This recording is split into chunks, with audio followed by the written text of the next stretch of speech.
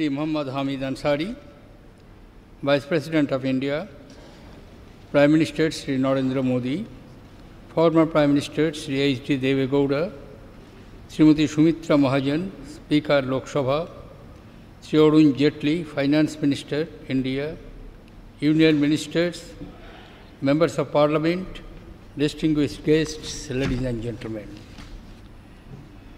In a few minutes from now, we will witness the launch of Goods and Services Tax, a unified tax system in the country. This historic moment is the culmination of a 14-year-long journey which began in December 2002 when the Calcutta Task Force on Indirect Taxes suggested a comprehensive goods and service tax based on the value-added tax principle. The proposal to introduce the GST was first mooted in the budget speech for the financial year 2006-07. Since the proposal involved restructuring and reform of not only the indirect taxes levied by the centre but also the states, the responsibility of preparing a design and plan of action for the implementation of GST was assigned to the empowered committee of state finance ministers, which had been formed earlier for the implementation of the value-added tax. The empowered committee released the first discussion paper on goods and service tax in November 2009. Friends, ladies and gentlemen, the introduction of GST is a momentous event for the nation. It is also a moment of some satisfaction for me personally, because as Finance Minister, I had introduced the Constitution Amendment Bill on 22nd March 2011. I was closely involved in the design and implementation and the occasion to meet the empowered committee of state finance ministers formally and informally as many as 16 times. I also met the chief ministers of Gujarat, Bihar, Andhra Pradesh and Maharashtra a number of times, and I have a vivid recollection of those meetings and the various matters that were raised, given the magnitude of the task which spans constitutional, legal, economic and administrative spheres. It was not a surprise that there were many contentious issues. Yet, I found both in these meetings and in many interactions with chief ministers, finance ministers and officers of state that most of them had a constructive approach and an underlying commitment to the introduction of GST. I therefore remained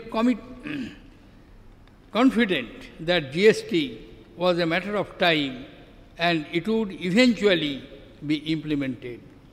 My confidence stood justified when on the 8th September of 2016, after the bill was passed by both the houses of parliament and more than 50% of state legislatures, I had the privilege of giving assent to the Constitution 101st Amendment Act.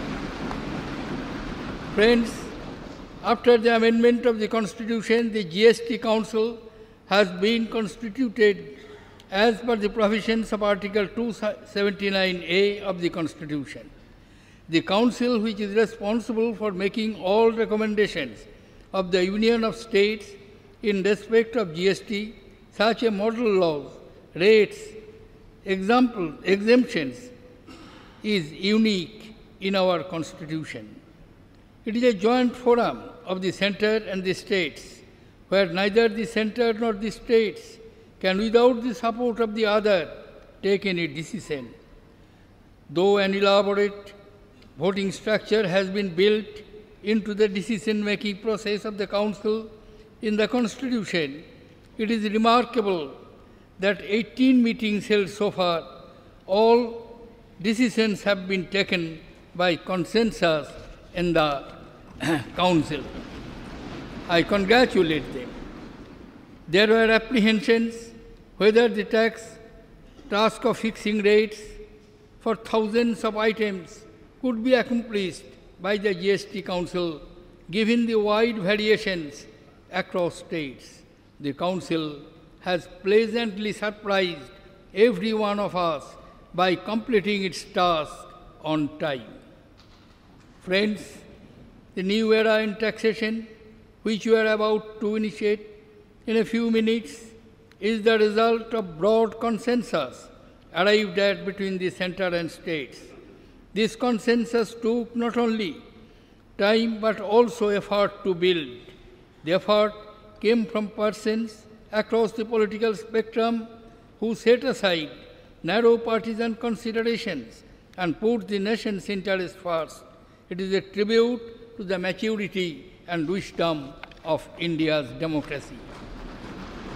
Friends, even for a person like me, who has been intimately involved in matters of taxation and finance, the scope of the change we are undertaking is truly breathtaking. Central excise duty has a long history. During my different tenures as finance ministers, it has always been one of the largest contributors to the central exchequer. Service tax is relatively new, but has grown very rapidly in revenue terms. Except for a few goods outside the purview of goods and services tax, both of these will now disappear along with the additional customs duty, special additional duty of customs, and numerous cesses and surcharges. Central sales tax on interstate will cease for goods falling under the Goods and Services Act. At the state level, the enormity of the change is not less. The major taxes being subsumed are value-added tax, sales tax, entry tax, taxes on advertisement, and luxury tax, along with the state-level entertainment tax and numerous cess and surcharges. Ladies and gentlemen, GST will also make our exports more competitive and also provide a level playing field to domestic industry to compete with imports. Currently, due to cascading, our exports still carry some embedded taxes, making them less competitive. Similarly, the hidden effect of cascading means that the total tax incidence on domestic industry is not transparent. Under GST, the tax incidence will be transparent, enabling full removal of tax burden on exports and full incidence of domestic taxes on imports. Ladies and gentlemen, I am told that GST will be administered through a modern world-class information technology system. I recall that in July 2010, I had set up an empowered group of development of IT systems required for the GST regime under the chairmanship of Sri Nandan Nilekani. Subsequently, in April 2012, a special purpose vehicle, GST network, was approved for creation by the government for GST implementation. This was to ensure that we have no time, and as and when the legislative framework is in position, the technical infrastructure should be ready to take forward GST. I am told that a key feature of the system is that buyers will get credit of tax paid on inputs only when the seller has actually paid taxes to the government. This creates a strong incentive for buyers to deal with the honest and compliant sellers who pay their dues. Friends, GST is a disruptive change, no doubt. It is similar to the introduction of the VAT when there was initial resistance.